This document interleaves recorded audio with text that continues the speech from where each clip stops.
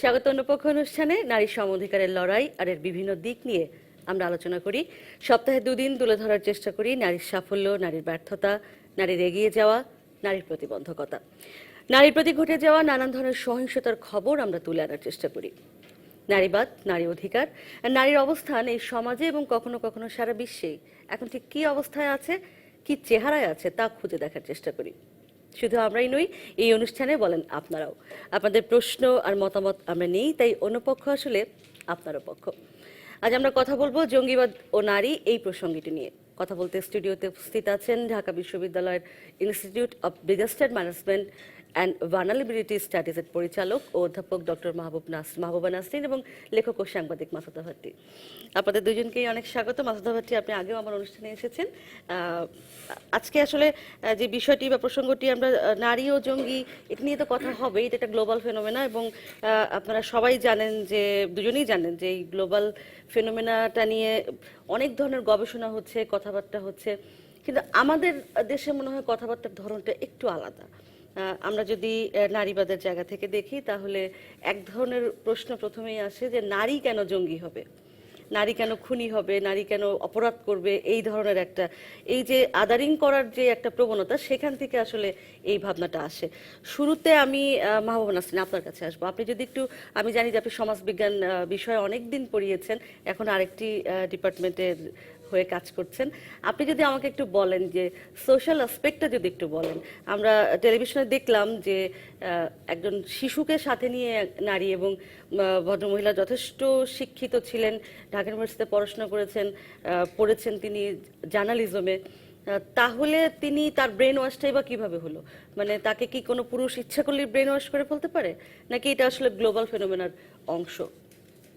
আসলে এই বিষয়টা তো অনেক দিন ধরে আলোচিত হচ্ছে এবং অনেক দিক আছে। আমি যদি নারীর বিষয়ে আসি, যে কেন আমাদেরকে আদার হিসেবে দেখা হয় বা নারীদেরকে কেন, সেটা তো আমরা জানি যে আমাদের যে একটা বই আছে সিমোদি বুভেয়ারের সেকেন্ড সেক্স, দ্বিতীয় লিঙ্গ থেকে আমরা জানি এঙ্গেলসের যে পরিবারের উৎপত্তি, রাষ্ট্র এবং কিভাবে উৎপাদন ব্যবস্থার সাথে সাথে নারীদের ভূমিকাও ওই দ্বিতীয় অবস্থানে চলে যায় এবং অন্যভাবে দেখা হয়। অর্থাৎ যেখানেই নারীকে মানুষ হিসেবে না দেখার একটা বিষয় আছে, যে মানুষ না কিন্তু সে আরেকটা লিঙ্গ, এইভাবে যখন দেখা হয় সেসব জায়গায় কিন্তু যে এটা নারী হলে সেটা একটু বেশি, কিন্তু নারী যে আসলে মূল ধারারই একজন মানুষ এবং মূল ধারার যে বিষয়টা আছে সেটাও তার উপরে যা কিছু ঘটছে সে তার থেকে যে বিচ্ছিন্ন কিছু না, সেটা একটা।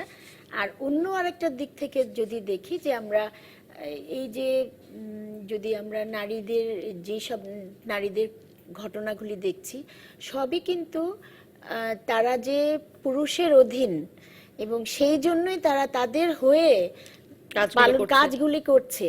ভেতর থেকে তাদের কতটুকু অনুপ্রেরণা আছে সেখানে কিন্তু শিক্ষা বিষয়টা না। আমরা যদি দেখি যে বাংলাদেশে যদি আমরা পরিসংখ্যান ব্যুরোর যে সাম্প্রতিক তথ্য দেখি, সেখানে দেখি যে নারীরা কিভাবে সহিংসতার শিকার হচ্ছে এবং সেটা পরিবারের অভ্যন্তরেই হচ্ছে। সুতরাং পরিবারের কারণেও কিন্তু এই বিষয়গুলি ঘটছে। তো ঐতিহাসিকভাবে যদি আমরা এটা দেখি, যে এখানে আমি একটা বিষয় দেখি যে নারীর অধস্তনতাটাই আসলে এখানে বেশি কাজ করে, সেখানে অন্য কোনো কিছু কিন্তু মানে আপনি সোশ্যাল অ্যাসপেক্ট থেকে এটাই বলতে চাচ্ছেন যে এটি আসলে পরিবার এবং মূল স্রোতে যা কিছু ঘটছে তারই একটি, সে আরেকজনের আজ্ঞাবহ হয়ে বেশিরভাগ ক্ষেত্রে কাজ করছে। এটা আমার কাছে যতটুকু বিশ্লেষণ আমি করতে পেরেছি সেটাতে মনে হয়। মাসুদা ভাট্টি, আপনার কাছে আসবো। আমার কাছে এই মুহূর্তে একটা Chicago project on securities and terrorism, এটার একটা গবেষণা, যেখানে বলা হচ্ছে যে 234টি আত্মঘাতী হামলা হয়েছে 2016 সালের 1 জানুয়ারি থেকে 12 অক্টোবর পর্যন্ত, এবং তার কমপক্ষে একটি করে চালিয়েছেন নারীরা। তো এটা নতুন না, এবং এটা শুধুই যে ইসলামপন্থীরা করছেন তাও না। শ্রীলঙ্কায় হয়েছে, চেচনিয়ায় হয়েছে, রাশিয়ায় হয়েছে, ইসরায়েলে হয়েছে এরকম ঘটনা, ফিলিস্তিনেও হয়েছে। কিন্তু আমাদের দেশে আমরা এই ঘটনাটি বোধহয় খুব নতুন নয়, কিন্তু নতুন, কিছুটা নতুন। বিশেষ করে শিশু সন্তান সহ ওয়েস্টে বোমা বেঁধে এগিয়ে আসা, এই ফেনোমেনাগুলো বোধহয় একটু নতুন। আপনি যদি এই প্রসঙ্গটি একটু বলেন। ধন্যবাদ উর্মি। আমার কাছে মনে হয় যে একটু আগে যে প্রশ্নটি আপনি তুলেছিলেন সেটি একটু বলা দরকার। বিষয়টি আসলে খুবই সামগ্রিক কারণে যে মানুষের চরিত্র হচ্ছে মানুষই বোমা বিস্ফোরণ ঘটাচ্ছে। এখন পুরুষ ঘটাচ্ছে আর নারী ঘটাচ্ছে, এটাকে জেন্ডার দেওয়া, এটাকে লিঙ্গ দেওয়ার কোনো মানে নেই। টেররিস্ট, সন্ত্রাসী, মানে এর কোনো লিঙ্গ হয় না, এর কোনো জাত হয় না, এর ধর্ম হয়, কিন্তু এর কোনো জাত হয় না। এর ধর্ম থাকে, ধর্মের কারণে তারা করে, বা মানে ধর্মের বাইরেও করে থাকে। আপনি যে রাজনৈতিক জঙ্গি এদের কথা, সন্ত্রাসবাদের কথা বলেছেন, যে শ্রীলঙ্কায় হয়েছে বা বিভিন্ন জায়গায় হয়েছে, সেখানে নারীরা, বাংলাদেশের নারীরা মুক্তিযুদ্ধে অংশগ্রহণ করেছে, কি গৌরবময় ইতিহাস নারীর রয়েছে, এবং এতদিন পরে এসে সেই স্বীকৃতি আমরা পাচ্ছি যে নারীকে মুক্তিযুদ্ধ এখন আমরা সেটা নিয়ে কথা বলছি, এখন আমরা সেটা কথা বলছি, এতদিন ধর্ষণ কথা বলছি। সেটা ছাড়াও অস্ত্র হাতে নারীরা যুদ্ধ করেছে। সুতরাং আমি বিশেষ করে আমি বা আমরা যারা এই ফিল্ডে কাজ করি, তারা আমরা নারীকে ওইভাবে আমরা কি বলি নারী সাংবাদিক, বা এতদিন ধরে যে কোনো রিপোর্টে লেখা হতো নারী এবং শিশু সহ অতজন মারা গেছে। এই যে স্টেরিওটাইপ ধারণা, সেই স্টেরিওটাইপ ধারণার মধ্যে আরেকটি ব্যাপার হচ্ছে যে নারীর কোমল, নারী মা, নারী কন্যা, নারী স্ত্রী হবেন, নারী সুন্দর থাকবে, সেজে থাকবে, হ্যাঁ, এই ধরনের কথাগুলো বলা হয়েছে। কিন্তু সেটার বাইরে পৃথিবী অনেক এগিয়ে গেছে, এবং সেই এগিয়ে যাওয়ার ইয়েতে নারীর ভূমিকা অনেক বেশি ছিল। কিন্তু টেরোরিজমের ক্ষেত্রে যদি আমরা বলে থাকি যে এতদিন ধরে আমরা কি জানতাম যে ধর্ম নারীকে পেছন দিকে টানে, ধর্ম নারীকে ঘরের মধ্যে ঢুকিয়ে রাখে। কিন্তু যখন টেরোরিস্টরা দেখছে যে তাদের ঢাল হিসাবে নারীকে ব্যবহার করা যায়, শিশুদেরকে ব্যবহার করা যায়, তাদের কোথাও যদি এক্সেস পাওয়ার জন্য নারীকে এগিয়ে দিলে নারীকে স্ক্রুটিনি কম করা হয়, সেক্ষেত্রে নারীকে ব্যবহারের একটা প্রবণতা তৈরি হয়েছে। নারী এখানে জেনে শুনে ঢুকেও যাচ্ছে, কারণ ধর্ম নারীকে এমনভাবে মগজ ধোলাই করছে যে ধর্ম আক্রান্ত হয়েছে, তোমাকে ধর্ম বাঁচাতে হবে। এই যে প্রবণতা, আমার কাছে এখানে মনে হয় যে এখানে একটা ভয়াবহতা রয়ে গেছে, যে ধর্মকে এতদিন ধরে নারীর বিপরীতে ব্যবহার করা হচ্ছে, আবার সেই ধর্মকে রক্ষার জন্য, নারীকে এগিয়ে আসার জন্য নারীকে ব্যবহার করা হচ্ছে ঢাল হিসাবে, বোমা হিসাবে, অস্ত্র হিসাবে। এই যে আপনি 216টি ঘটনার কথা বললেন সারা বিশ্ব জুড়ে, এবং আমি জানি 34টি।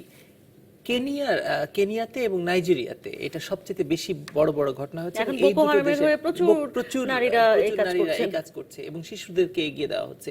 কোন নারীরা করছেন লক্ষ্য করে দেখবেন, সেই নারীরা হচ্ছে অ্যাডোলেসেন্স থেকে মাত্র বেরিয়ে আসছে, অনেক খুবই ইয়াং নারীরা, যাদেরকে মোটিভেট করা সোজা হচ্ছে। ইংল্যান্ড থেকে যে নারীরা গেছে আইসিসি যোগ দিতে, তারা এতদিন ধরে জিহাদি ব্রাইড হিসেবে তাদেরকে বলা হয়, তাদের কিন্তু টেররিস্ট বলা হয় না, তারা জিহাদি বধূ।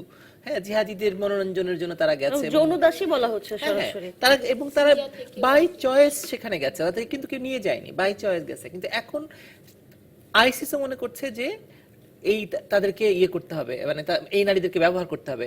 উল্টো দিকে আইসিসির বিরুদ্ধে যারা সবচেয়ে বড় ভূমিকা রেখেছে তারা হচ্ছে কুর্দি নারীরা। আপনি লক্ষ্য করে দেখবেন। সুতরাং নারীকে আলাদা করে দেখার কোনো বিষয় নেই। নারী এখানে মানুষ হিসেবে দেখতে হবে, এবং সেখানে মানুষরা কি করছে, বিশেষ করে মানে ছেলে বা মেয়ে, মানে ছেলেরা কি করছে, সেইভাবে দেখলে আমাদের ব্যাপারটা করা সোজা হয়।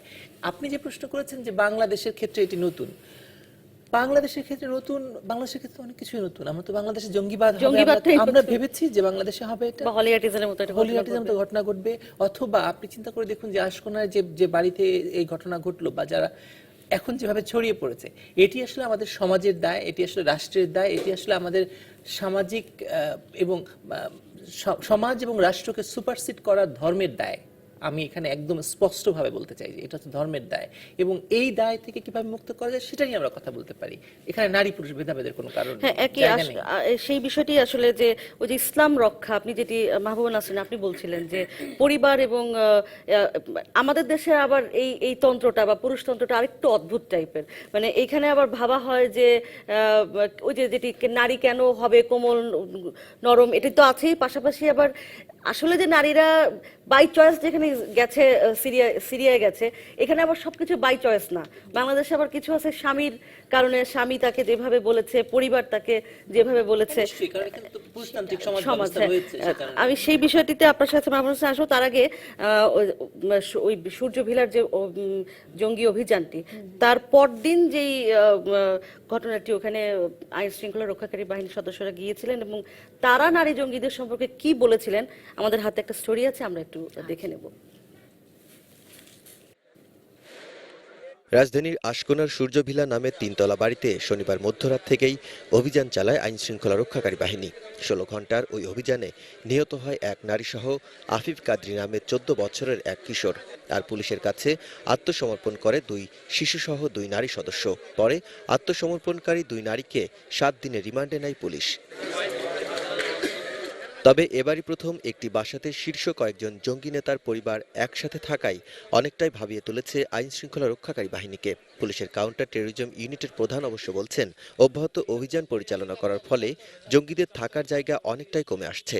তাই সাংগঠনিক কার্যক্রম পরিচালনা করতে নির্দিষ্ট একটি বাসাকেই বেছে নিচ্ছে তারা। মুসা এখানে তার সাংগঠনিক কাজে অন্যান্য জায়গায় ঘুরে বেড়াতো, কয়েকদিন পর পর এখানে আসতো। তার নিজের বাসায় তার স্ত্রী এবং কন্যা থাকতো, সেই দিক থেকে তার নিজের বাসা।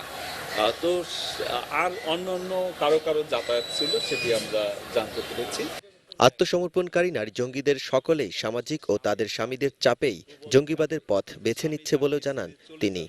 এই জঙ্গি লাইনে চলে যাবে, কথিত হিজরত করবে, হিজরত করলে সোসাইটিতে সে মুখ দেখাতে পারবে না, আত্মীয় স্বজন কেউ তাকে শেল্টার দেবে না, তার চাকরি চলে যাবে। এই মতো অবস্থায় সে কি করবে, তার সন্তান নিয়ে কোথায় যাবে? ফলে তার স্বামীর প্রচণ্ড চাপে সে শেষ পর্যন্ত বলছে যে আমি শুধুমাত্র সোসাইটির ভয়ে, আত্মীয় স্বজনের ভয়ে মুখ দেখাতে পারবো না বলে আমি শেষ পর্যন্ত তার পথটা মেনে নিতে বাধ্য হয়েছি। পলাতক জঙ্গি নেতা মুসাকে আটক করা গেলে বর্তমানে তাদের অর্থ, অস্ত্র ও গোলাবারুদের উৎস সম্পর্কে জানা যাবে বলেও জানান মনিরুল ইসলাম।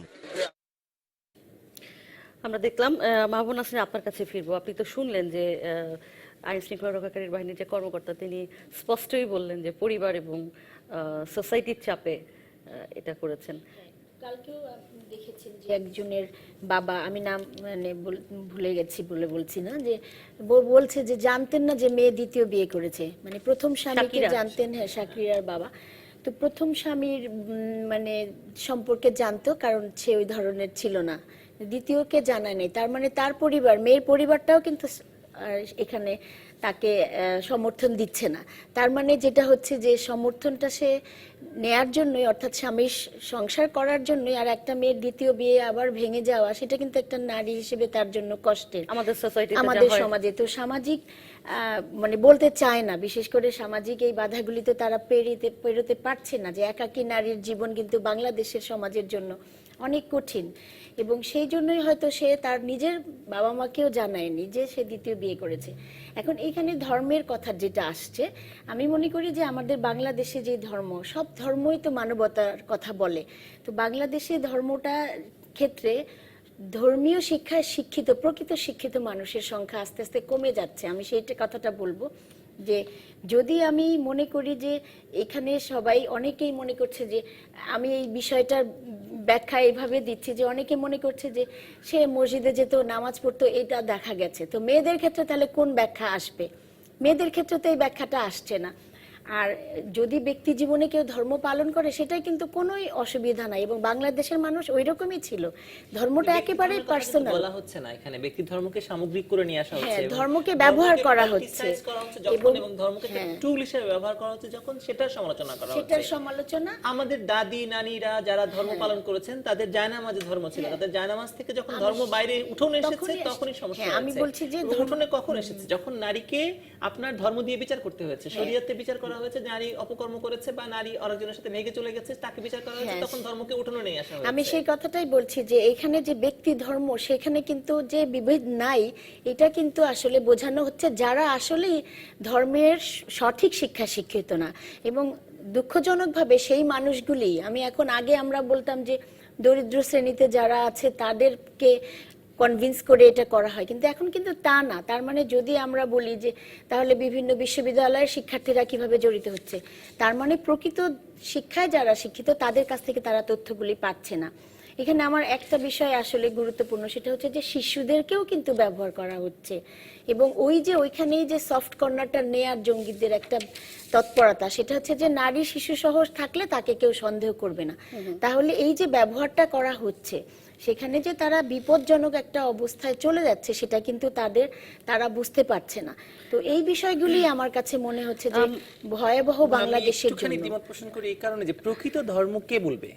আইসিস বলছে আমারটা প্রকৃত ধর্ম, সৌদি বলছে আমারটা প্রকৃত ধর্ম, ইরান বলছে আমারটা প্রকৃত, মানে আমরা কোন প্রকৃত ধর্ম আসলে কোনটা? কি? আর এই আমার যে কাছে মনে ইসলাম- হয় আমাদের যে বাংলাদেশের যে ধর্ম, সেটি আমরা লোকায়ত ধর্মের কথা বলতে পারি, যে ধর্মের সঙ্গে লোকায়ত স্থানীয় যে কালচার সংস্কৃতির যে মিশেল দিয়ে যে বাংলাদেশের যে ধর্ম গ্রো করেছে, আমাদের নিজস্ব ধর্ম, প্রত্যেকটা দেশে ধর্ম যখন গ্রো করে, ফ্লারিশ করে, একটা নিজস্ব রূপ পায়। সংস্কৃতি থেকে হ্যাঁ, দাঁড়ায়, so আমাদের হ্যাঁ। আমাদের ধর্ম, আমাদের বাংলাদেশে যেটা ছিল সেটা অনেক বেশি লোকায়ত, এই কারণে যে আমরা এখানকার যে লোকায়ত আচার ছিল তাকে মিলিয়ে ধর্মটাকে একটি ঢাল হিসেবে দাঁড় করেছিলাম, জীবন আচরণ হিসেবে দাঁড় করেছিলাম।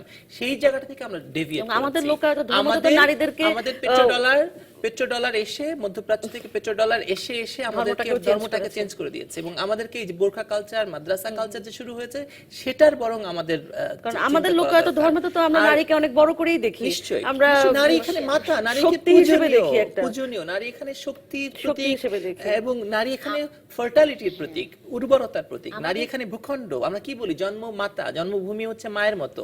হ্যাঁ, সকল দেশের রানী সেজে, রানীটা শব্দটা কেন বলছি আমরা? সকল দেশের কিন্তু রাজা এখানে- বলছি না। রাজা বলছি না তো আমরা। কিন্তু দেখুন আপনি এখানে মানে মনিরুল যে কথাটি বলেছেন, মনিরুলের কথাটি বোধহয় এই একটি ক্ষেত্রে হতে পারে যে নারীকে স্বামী বাধ্য করেছে বা স্বামী করেছে। হাউ ডু আই নো যে ভদ্রমহিলা আরেকটি বিয়ে করেছেন, তার এই পার্সোনালিটি ছিল না, সে বাই চয়েস ওই লোকটিকে বিয়ে করেছে? এমন তো হতেই পারে, আমরা তো কিছু গলতটা জানি না। কোথায় আসলো সেটা আমাদের মধ্যে খুঁজে বের করতে হবে। পারিবারিক ভাবে আপনি কিভাবে বেড়ে উঠছেন এবং আপনি কোথায় যাচ্ছেন, আপনি কার সাথে মিশছেন, কারা আপনার মগজ ধোলাই করছে, এই যে পলিটিক্যাল গ্রুপগুলো বিভিন্নভাবে কাজ করেছে। আমি বাংলাদেশের এই যে জঙ্গিবাদকে আমি মনে করি না এটা ধর্মীয় জঙ্গিবাদ, এটি রাজনৈতিক জঙ্গিবাদ। এটি আসলে একটি সরকার ক্ষমতায় আছে, যে সরকারটি মানে প্রো পিপল, এবং যে সরকারটিকে যে সরকারটি মনে করে যে বাংলাদেশে আসলে সব ধর্মের মানুষের সহাবস্থান থাকা দরকার। এটি কিন্তু আমরা দেখি না ইসের আমলে, মানে 2001 সালের পরে যে সরকার ক্ষমতা ছিল, জামাত বিএনপির আমলে দেখিনি, বা তার আগেও বরং দেখিনি। তারা ফ্লোরিশ করেছে, সামরিক সরকারের তারা সময়ও দেখিনি। সহযোগিতা দিয়ে একটি জঙ্গিবাদ সৃষ্টি দীর্ঘদিন করেছে, তারা দীর্ঘদিন এটাকে তারা লালন পালন স্বীকারও করেছে। করেনি যে আমাদের আছে মিডিয়ার বহুদিন সৃষ্টি বলে পর্যন্ত। এটাকে আমরা উড়িয়ে দিয়েছি। তো আমার কাছে মনে হয় এই সরকার পতন মানে ঘটানোই তাদের ইচ্ছা। সুতরাং সরকারকে যেভাবে সম্ভব সেভাবে, যদি এটি একটি অ্যাসপেক্ট, নিশ্চয়ই এখানে ধর্মীয় বোধ তৈরি হয়েছে, নিশ্চয়ই সেটা মনে হচ্ছে ধর্ম আক্রান্ত হয়েছে এই সরকারের আমলে, বা বাংলাদেশের মানুষের ধর্মীয় বোধ কমে গেছে, সেটা তাদেরকে আরো ধর্মীয় আচারে ফিরে নিয়ে আসার জন্য কাজ করে থাকতে পারে। আমরা একটা বিরতির সময় পৌঁছে গেছি, বিরতির পর ফিরে এসে আবার ওই বিষয়টি নিয়ে কথা বলবো। আপনারা আছেন অন্য পক্ষ অনুষ্ঠানে, কথা বলছি নারী এবং জঙ্গিবাদ এই বিষয়টি নিয়ে। ফিরছি বিরতির পর, সঙ্গে থাকুন।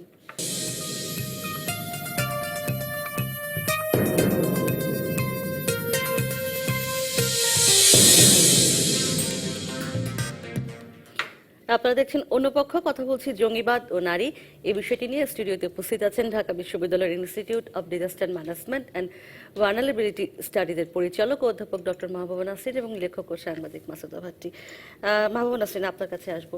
আমার কাছে আরেকটা যেই গবেষণা, সেটা হচ্ছে মার্কিন গবেষণা প্রতিষ্ঠান পিউ রিসার্চ। সেখানে ওই একই কথা বলা হয়েছে যে ধর্ম রক্ষার জন্য আপনারা এই ধরনের আত্মঘাতী হামলা সমর্থন করেন কিনা। সেখানে দেখা গেছে বাংলাদেশে 47% মানুষ মনে করে যে এটা ঠিক আছে, তার মধ্যে নারী একটা বড় অংশ। কিন্তু আমার প্রশ্ন আপনাদের দুজনের কাছে আমি একটু একটু করে আসবো। প্রথমে মাহবুব হাসান, আপনার কাছে। আমরা বলছিলাম যে বাই চয়েস কেউ কেউ চলে যান, অনেক নারী, তরুণ বয়সের নারী, তারা চলে গেছেন, সিরিয়ায় চলে গেছেন, আইএসের সঙ্গে যোগ দিয়েছেন, যৌনদাসী হয়েছেন। বাংলাদেশে এটা আমাদের যে সামাজিক প্রেক্ষাপট, আমাদের যেই নারী শক্তি ইত্যাদি ইত্যাদি আমরা বলি, সেইখানে কি একটু এই নারী জঙ্গি হওয়ার ব্যাপারটা কি একটু কোনো পার্থক্য চোখে পড়ে কিনা? আমি পার্থক্য এই জন্যই বলবো যে আমাদের তো গবেষণা নেই। আমি বলবো যে এই বিষয়ে আসলে ওইরকম গবেষণা বাংলাদেশের কতটুকু করা হয়েছে, উপাত্ত কেমন ছিল, কত সংখ্যা নেওয়া হয়েছে, আমরা সাধারণত আইন শৃঙ্খলা রক্ষাকারী বাহিনীর যে তথ্য আছে ওইটার উপরেই কাজ করি, ওইটা নিয়ে আমরা কথা বলি। তো যদি বাংলাদেশের সামাজিক বাস্তবতা দেখি যে বাই চয়েস অন্যান্য দেশগুলির মতো বাংলাদেশের মানুষেরা কম যাচ্ছে, বিশেষ করে মেয়েদের কথা যেহেতু আলাদাভাবে বলা হয়, কমই যাচ্ছে। এমনকি তরুণ সমাজের কথা যদি বলি, ওরাও বাই চয়েস যাচ্ছে না। এক ধরনের তরুণ যদি যায় উচ্চবিত্ত পরিবারের, তারা হচ্ছে সবকিছুতেই, জীবনের সবকিছুতেই একটা ক্লাইম্যাক্স খুঁজে বা একটা পরিবর্তন খুঁজে, জানি না, গবেষণা হয়নি। আমার মনে হয় যে তারা হয়তো পরিবর্তনের জন্য যেতে পারে, বা যে কোনো কারণেই হোক তাদের ওই সামাজিকীকরণটা ওইভাবে হয়নি যে দেখে তাদের ওখানে লিঙ্ক হয়ে গেছে, সেটা একটা। কিন্তু নারীদের কথা যদি বলি, তারা কিন্তু এখনো পর্যন্ত জানা যায়নি, যাদেরই বক্তব্য আমরা পেয়েছি তারা নিজে ইচ্ছাকৃতভাবে যায়নি। তারা পারিপার্শ্বিকতা এবং তাদের যে পুরুষ সদস্য আছে পরিবারে, তাদের হয়েই কাজ করছে এবং তাদের জন্যই কাজ করছে।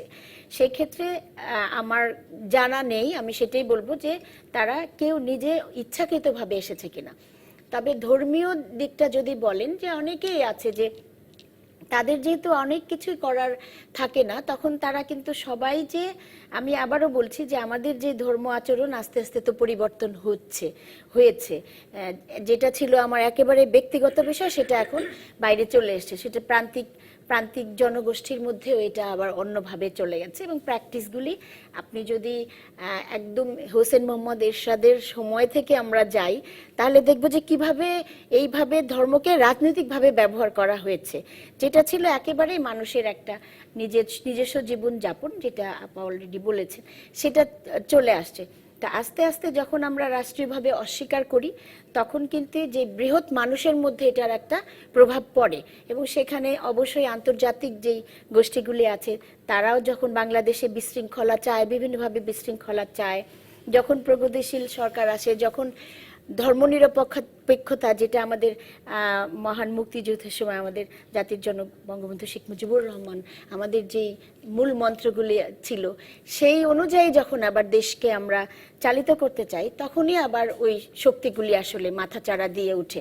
তো এইটাকে যদি আমরা একটা ক্ষুদ্র ঘটনা হিসেবে দেখি, তা কিন্তু হবে না। এটা আসলে বৃহৎ একটা রাজনৈতিক সামাজিক পরিমণ্ডলে দেখতে হবে, যেখানে আমি বলেছিলাম যে কিছু মানুষ আছে, বিশেষ করে নারীদের কথা যদি বলি, তারা পারিবারিকভাবে পরিবারের মধ্য থেকে এটা। আচ্ছা, আমি মাজদা ভাটি আপনার কাছে জানতে চাইবো যে মাহবুবা নাসরিন তো বললেন একটা দিক থেকে, আর কোনো পার্থক্য চোখে পড়ে কিনা? আমরা তো হলিউডিজনের ঘটনার পরে দেখেছি ক্র্যাশ খাওয়া, হ্যাঁ, নিব্রাসের উপরে অনেক মেয়ে। নিব্রা দেখতে সুন্দর ছিল, হয়তো সে একটা কারণ না, কিন্তু এইটা তো আসলে মাথার মধ্যে কোথাও না কোথাও কনসিয়াসনেসের তো অভাব থাকে। তাহলে দেশে এত বড় একটা ঘটনা, অন্য কোনো পার্থক্য চোখে পড়ে কিনা? ইসলামিক ছাত্র সংঘ বলে কিছু ছিল না, কিন্তু ছাত্র সংঘ ছিল এবং শিবির ছিল। শিবিরের যে একটি নারী ইসলামিক ছাত্রী সংঘ তৈরি হয়েছে, আমরা জানতাম, অনেকদিন জানতাম না এটা ভেতরে ভেতরে, কিন্তু একটি বিশাল গোষ্ঠী এখানে কাজ করেছে। 2001 সালের নির্বাচনে একটি প্রবণতা লক্ষ্য করেছিলাম আমি। গ্রামের দিকে একদল মহিলা, তারা ধরুন, আমি ফরিদপুরের কথা বলছি, ওই এলাকার নয়, স্থানীয় নয়, তারা আসতো বরিশাল থেকে। তারা বাচ্চাদের জন্য চকলেট নিয়ে আসতো, যাতে অন্য নারীর সঙ্গে কথা বলা যায়, নারীদের সঙ্গে কথা বলতে বাচ্চারা ডিস্টার্ব না করে। বাচ্চাদেরকে চকলেট এবং খেলনা দিয়ে দূরে রেখে তারা নারীর সঙ্গে কথা বলতো, নারীদেরকে মোটিভেট করার চেষ্টা করতো যে কারা ক্ষমতায় এলে এদেশে উলুধ্বনি শোনা যাবে মসজিদে, এদেশ ফেনী পর্যন্ত ভারত হয়ে যাবে। হ্যাঁ, এইসব নানা রকমের গল্প। তখন কোরআন শরীফ ছুঁয়ে ভোট এক হাতে কোরআন, এক হাতে গীতা নিয়ে যে মানে এই দল ক্ষমতায় আসলে কোরআন সমুন্নত হবে, এই দল ক্ষমতায় আসলে গীতা সমুন্নত হবে। এই ব্যাপারগুলো নারীদের ভিতরে কিন্তু ভয়ঙ্কর ভাবে কাজ করানো হয়েছে। এবং আপনি জানেন কিনা জানি না, তখন একটা বড় বাজেট সরকারের পক্ষ থেকে বড় বাজেট বরাদ্দ করা হয়েছিল নারীদেরকে বোরকা কিনে দেওয়ার জন্য। যদি আপনি বোরকা পরেন, তাহলে আপনি যদি বোরকা বাই চয়েস পরেন, আপনাকে এত টাকা দেওয়া হবে হচ্ছে চাল কেনার জন্য। একজন দরিদ্র, অনেক অসুবিধা নেই, পরে ফেলে দরিদ্র মানুষের ক্ষেত্রে বোরকাটাও জরুরি। অনেক কিছু নিচে ধরেন খালি সুতি কাপড় পরে উপর একটা বোরকা চাপিয়ে গেলে আপনাকে কেউ কিছু মনে করবে না, এটি একটি কারণ। এবং সঙ্গে যদি চাল পাওয়া যায়, তাহলে কেন যাবে না? এইখানে আমার মনে হয় যে আপনি যদি ধরেন পার্থক্যটা এখানে, যে এখানে লোভ দেখিয়ে, এখানে অনেক বেশি অর্থ দিয়ে প্রভাবিত করে, ধর্ম তো আছেই, ধর্ম তো এখানে, যে দেশে শস্যের চেয়ে টুপি বেশি এবং ধর্মের চেয়ে ধর্মের আগাছা বেশি, সেই দেশে তো ধর্মকে যথেচ্ছ ব্যবহার করাই যায়। পৃথিবীর অন্যান্য দেশের তুলনায় বাংলাদেশের ক্ষেত্রে এই জায়গাটিতে বোধহয় পার্থক্য রয়ে গেছে। কিন্তু বাংলাদেশের ক্ষেত্রে সবচেয়ে বড় পার্থক্যটি আমার কাছে মনে হয়, এবং আশাবাদের জায়গা আমার কাছে কোথায় জানেন, সেটি মনে হয় ধরুন আমরা কি দেখেছি যে হোলি আর্টিজানের পরে, তারপরে যে মিরপুরে যে জঙ্গিরা মারা গেল, তাদের লাশ নিতে আসেনি পরিবার তাদেরকে ডিনাউন্স করেছে। হ্যাঁ, কিন্তু কোন পরিবার? যে পরিবারগুলো সাধারণ মধ্যবিত্ত পরিবার, তারা। কিন্তু উচ্চবিত্ত পরিবারগুলোর হদিসই পাওয়া যায়নি, তারা হারিয়ে গেছে, তারা বিদেশে চলে গেছে, বা এরকম মানে সমাজে তারা কিন্তু অস্বীকার করেনি, লাশ নিতে আসেনি। এইখানে বোধহয় আমাদের সামাজিক পাওয়ার যেটা বা রেজিস্ট্যান্স ক্ষমতা, ওইখানে আমার কাছে আশাবাদ তৈরি করে যে জঙ্গিবাদকে মোকাবেলা করার জন্য নারী বা পুরুষ আলাদা করার দরকার নাই। আপনি জঙ্গি এবং সেই জঙ্গিকে সামাজিকভাবে বয়কট করা, পারিবারিকভাবে বয়কট করা এবং রাষ্ট্রীয়ভাবে তাদেরকে সাজা দেওয়া। আর হচ্ছে এই যে তরুণ প্রজন্মটি ক্ষেত্রে নারী কিংবা পুরুষ বা মানে ছেলে কিংবা মেয়ে বিভ্রান্ত হওয়ার সুযোগ রয়েছে, তাদেরকে কিভাবে মনিটরিং এর আওতায় আনা যায়। একসময় বাংলাদেশে কি ছিল, আমাদের আসলে অনেক নানা রকম বিনোদনের ব্যবস্থা ছিল, সিনেমা ভালো হতো, নাটক ভালো হতো, রাস্তাঘাটে নানা রকম সাংস্কৃতিক অনুষ্ঠান হচ্ছে, পাড়ায় পাড়ায় হচ্ছে, 21শে ফেব্রুয়ারি উদযাপন হচ্ছে। ফুল চুরি করার যে প্রবণতা, সেটি আসলে আমরা নষ্ট করে ফেলেছি, ধ্বংস করে ফেলেছি।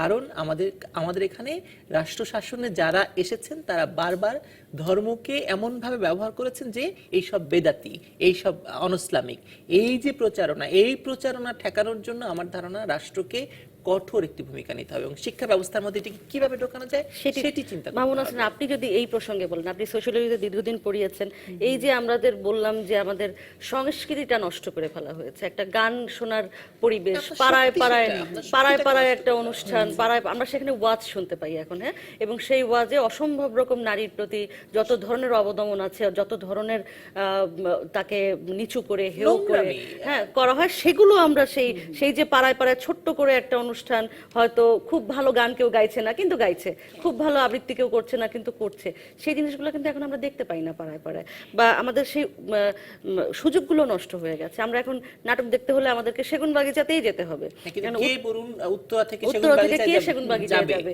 এই জায়গাগুলোতে কাজ হয়নি দীর্ঘদিন। এটা আসলে আমি বলবো যে যদি মফস্বলের দিকটাও দেখেন, আগে কিন্তু স্কুলে যে শিক্ষার্থীরা কিন্তু এত বইয়ের ভারে নুজ্জ থাকতো না, তো তাদের কিন্তু সহশিক্ষা যে কার্যক্রমগুলি এটা কিন্তু ছিলই, অ্যাসেম্বলি হয় না স্কুলগুলিতে, আগে অ্যাসেম্বলি হতো এবং 3টা ধর্মগ্রন্থ থেকে পাঠ করা হতো। আমরা 3 বন্ধু দাঁড়িয়ে যেতাম লাইনে অ্যাসেম্বলিতে, যে মুখস্থ হয়ে যেত, গীতা আমরা একদম বলতে পারি গীতায় কি আছে, বাইবেলে কি আছে, ওরাও বলতে পারে যে অন্য মুসলিম ধর্মে কি আছে। এরকম একজন ওয়াদা পড়াবে, 3 জন এই ধরনের দেশের প্রতি, তারপরে জাতীয় সঙ্গীত হবে। এটা ছাড়া কিন্তু আসলে কোনো স্কুলই হতো না, তারপরে কোনো স্কুল শুরুই হতো না। তো এইটা কিন্তু তাদের মধ্যে ধর্ম যে একটা বিষয় এবং সংস্কৃতি যে একটা বিষয়, এই দুটার মধ্যে কোনো দ্বন্দ্ব দেখতো না, দ্বন্দ্ব ছিল না, মানে একই সাথে ছিল, সব জায়গাতেই এটা হতো। তারপরে আপনার প্রত্যেকটা স্কুলে বিজ্ঞান সপ্তাহ, তারপরে সহশিক্ষা কার্যক্রমের বিতর্ক, আবৃত্তি, সেই অনেক আগে, আমি বলছি যে দেশ স্বাধীনের পরপরই তো আমরা স্কুল, তার আগে থেকেই আমার মনে হয় স্কুলগুলিতে এরকম ছিল যে অনেকেই তো এই বিষয়গুলি করাচ্ছে না। আমি বারবারই বলি যে হঠাৎ করে এসে দেখা গেল যে বিশ্ববিদ্যালয়ে এসে সে প্রথম বিতর্ক প্রতিযোগিতার নাম দিচ্ছে, আর তারপরে তার উচ্চারণে অনেক ভুল আছে, সে কথা বলতে পারছে না। তখন আমরা জিজ্ঞেস করি যে এগুলো আগে স্কুলে হয় না, এখনকার কিছুই হয় না, অ্যাসেম্বলি হয় না, খেলা হয় না, তাদের যে মানসিক বিকাশ ওইটাই তো হচ্ছে না। সুতরাং ওই যে কনফিউজ একটা নেশন আমরা তৈরি করছি। তো এখন আমাদের পাঠ্যপুস্তকে কিন্তু ওই যে যেটা আমরা প্রাথমিক থেকে 2013 সাল থেকে কিন্তু এই টেক্সট বুকগুলি একটু সৃজনশীল করার চেষ্টা করা হয়েছে। আমি একটা সমন্বয়ক ছিলাম, যে সেখানে সমতার বিষয়টা, আমরা সবাই সমান, সেখানে ধর্মের কথা বলা আছে, সেখানে নারী পুরুষের কথা বলা আছে, এরকম ছোট ছোট করে আমাদের যেই পাঠ্যপুস্তকের মধ্য দিয়ে কিন্তু ওদের যখন সামাজিকীকরণ পরিবার থেকে ফর্মাল প্রতিষ্ঠানে যাচ্ছে, তখন কিন্তু স্কুলেই এবং সেখানে মন মানসিকতা পরিবর্তন হওয়ার একটা রিসোশ্যালাইজেশন বলে, সেখানে তারা যাচ্ছে এবং ওইখানে যে পিয়ার গ্রুপ তৈরি হচ্ছে, তারা যদি একসাথে খেলাধুলা করে, তারা যদি একসাথে কথা বলে, বিভিন্ন ধর্ম একসাথে, আমি একটু আপনাকে থামাই, একটা ফোন আছে, আমরা ফোনটা একটু নিয়ে নিই। জি দর্শক, আপনার নাম বলে আপনি অতিথিদের সাথে কি শেয়ার করতে চান বা কি জানতে চান আপনি বলতে পারেন, আমরা শুনছি। আমি মুকুল পরিবার থেকে। জি যে আমার ধারণা যে আমরা বিশেষ করে স্কুলের ছাত্রছাত্রীদের আছে, অভিভাবক, আমরা যদি সচেতন অবলম্বন করি, আমার ছেলে মেয়ে কোথায় যাচ্ছে, কি করতেছে, তাহলে তো মনে হয় অনেকটা আমরা নির্মূল প্রতিরোধ করতে পারি। আচ্ছা মুকুল, আর কিছু বলবেন আপনি? জি না, আপনাদের প্রতিক্রিয়াটা আমি একটু জানতে চাচ্ছি। খুব ভালো কথা। অবশ্যই আসলে তো পরিবার হচ্ছে সবচাইতে প্রথম এবং মৌলিক আমরা প্রতিষ্ঠান। এই বিষয়টা নিয়ে যে দর্শক কথা বললেন, এটা খুবই ভালো একটা বিষয়। আমরা বিরতির পরে এসে কথা বলি, বিরতির সময় চলে এসেছি। অন্য পক্ষ অনুষ্ঠানে আছি, আমরা কথা বলছি নারী এবং জঙ্গিবাদ বিষয়টি নিয়ে। ফিরে এসে কথা বলবো, থাকুন আমাদের সাথে।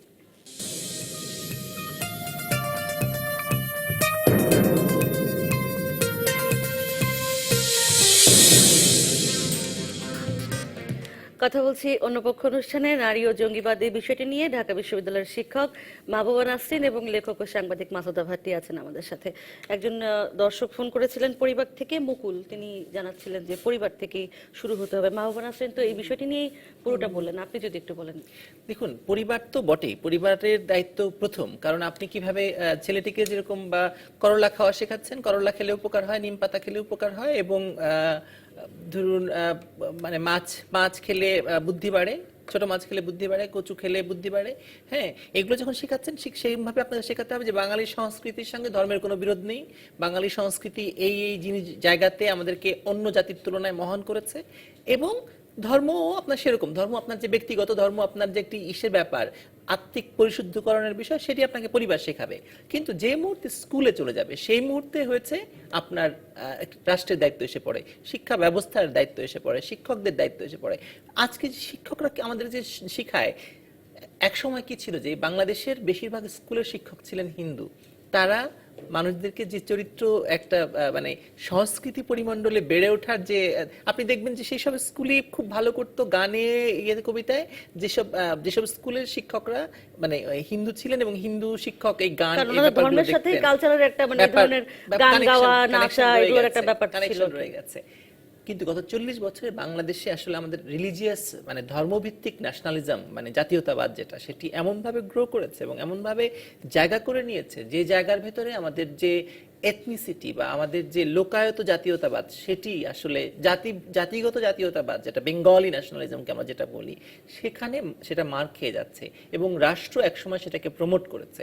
এখনো রাষ্ট্র সেখান থেকে বেরোতে পারছে না, সেই জায়গা থেকে বেরোতে পারছে না। কারণ খুব সহজ তো নয়, আপনি একটি ধর্মভিত্তিক উগ্রবাদকে উস্কে দেবেন, এক সরকার এসে উস্কে দেবে, আরেক সরকার এসে রাতারাতি সেটা নিভিয়ে ফেলবে, সেটা আসলে সম্ভব নয়। এই জায়গাটাতে আমরা মার খেয়ে যাচ্ছি। আর দ্বিতীয় যেটি হচ্ছে যে আপনি যে আপনার ভেতরে যে পরিবর্তনটি আসছে, ভেতরে যে আপনাকে ধর্ম দিয়ে সবকিছু বিচার করতে হবে, যে আপনাকে জল এবং পানি, আপনি কি ভাবতে পেরেছেন যে একই জিনিস ওয়াটারকে আপনি পানি বললে আপনি মুসলমান, আর জল বললে আপনি হিন্দু। এই যে ব্যাপারটা, এটি আসলে ভয়াবহ ব্যাপার। এবং বৈশাখী মেলায় গেলে আপনার ধর্ম নষ্ট হবে, আপনি বেদাতি, হিন্দুরা করে টিপ পরা, এই জিনিসগুলো আপনাকে রাষ্ট্রীয়ভাবে মোকাবেলা করতে হবে। এখন লাল শাড়ি পরা, এটাও বলা হচ্ছে। এখানে আমি এই রাষ্ট্রকে আবার একটু ধন্যবাদ দিতে চাই। ধরুন এই যে শেখ হাসিনা মহার্ঘ ভাতা করে ফেললেন, যে পহেলা বৈশাখকে জাতীয় অনুষ্ঠান করে দিয়ে, এবং সরকারি কর্মকর্তাদের যে মহার্ঘ ভাতা বা অনুষ্ঠান ভাতা দিচ্ছেন, এটি আসলে প্রয়োজন ছিল। এটি এখন আপনাকে লোকায়ত বাঙালি উৎসব বলতে কি বোঝাবে? একটাই অসাম্প্রদায়িক বড় উৎসব, সেটি হচ্ছে পহেলা বৈশাখ। এটি কাজে আসবে এক সময়। আমরা একদমই শেষ পর্যায়ে পৌঁছে গেছি। মাহবুবা নাসরিন, আপনি আপনার কাছে ফিরবো আবারও সেই প্রসঙ্গটি নিয়ে। পরিবারের কথা তো আসলেই, এবং নারীর বিষয়টি যদি টেনে আপনি আবারও একটু বলেন যে সব থেকে বড় কথা আদারিং না করা, এটা গ্লোবাল ফেনোমেনা। সেই বিষয়টাকে যদি সবাই বুঝেন তাহলে আমাদের সবারই উপকার হয় আর কি। এটা তো আমি আবারও বলবো যে পরিবারের মধ্যে ওই যে ছেলে মেয়ের মধ্যে যে পার্থক্য না করা, যেহেতু আমরা যদি আমি আদারিংটা বলি, যে সামাজিকীকরণই তো ওইভাবে হচ্ছে যে আমি একটু বড় হলেই মেয়েকে বোঝাতে চেষ্টা করি যে তুমি ভাইয়ের থেকে আলাদা, তুমি ছেলের থেকে আলাদা। সেই জন্য জ্ঞানেরও তাদের আসলে কমতি ছিল। আমি যেটা মনে করি যে তারা অনেক কিছুই আমরা যদি বেগম রোকেয়াকেই, আমাদের তো বেশি দূর যাওয়া লাগে না, যে কিভাবে সুলতানাস ড্রিমে তিনি বলেছেন যে না আসলেই আমাদের সবাই সমান সুযোগ এবং সবাই মানুষ, এটা বলেছেন। তো সেই ক্ষেত্রে কিন্তু আমরা আস্তে আস্তে আগাচ্ছি। আমি শুধু বলবো যে আমি পাঠ্যপুস্তকে যে পরিবর্তনগুলি আসা, সেখানে আমরা সেখানে যদি আমি আদারিংটা করতে চাই, পরিবারের মধ্যেও কিন্তু যে আদারিংটা যদি আমি করতে চাই, সেখানে পাঠ্যপুস্তকে আনাটা হচ্ছে রাষ্ট্র এবং এনেছে। এটা 2013 সাল থেকে আমরা দেখি যে বিষয়গুলি, যে সেখানে একজনকে আমরা বলেছি যে ছবিটা এমন ভাবে আনতে হবে, সবসময় আমরা দেখা একজন নার্স হচ্ছে মেয়ে আর ডাক্তার দেখাচ্ছি ছেলে। তাহলে আমি যেহেতু ছিলাম, আমি বলেছি যে না, ডাক্তার একবার মেয়ে হোক একবার ছেলে হোক, অফিসের চেয়ারে সব মেয়েটা বসে আছে, সামনে সেবা নিচ্ছে, আর চেয়ারে যে অফিসার উনি পুরুষ। তো এই যে মানসিকতাটার পরিবর্তন পরিবার থেকে যেমন আসে, শিক্ষা প্রতিষ্ঠান থেকে সেই রকমই আসে। এবং সামাজিক বাস্তবতায় যদি আমরা সমতাটা ওইভাবে না শিখতে পারি, তাহলে কিন্তু এই যে আদারিংটা থেকেই যাবে। এবং তাহলে আমার মনে হয় এই জঙ্গিবাদ ইত্যাদি এবং তারপরে এই কথাগুলো আবার মোকাবেলা সহজ হবে, সেটা নির্মূল হবে তা নয়, মোকাবেলাটা একেবারে নির্মূল হয়ে যাবে এক কথা এটা বলা যায় না। মা যদি শক্ত হয় সন্তানকে আসলে জঙ্গিবাদ থেকে মুক্ত করা নারী হোক সম্ভব। বা পুরুষ হোক। আমরা আসলে সবসময় বলি যে এই প্রসঙ্গটি নিয়ে আবারও কথা বলবো, কিন্তু আসলে আমি এই প্রসঙ্গটি নিয়ে আর কথাই বলতে চাই না। আশা করি যে এই ধরনের ঘটনা কমে আসবে, নির্মূল্য হবে, সেটাও আশা করি। আপনাদের দুজনকে অনেক ধন্যবাদ। আবারও অন্য কোনো বিষয়ে কথা হবে। আপনারা ছিলেন অন্যপক্ষ অনুষ্ঠানে। আবারও আগামী শনিবার সকাল 10:15 অন্যপক্ষ অনুষ্ঠানে দেখা হবে।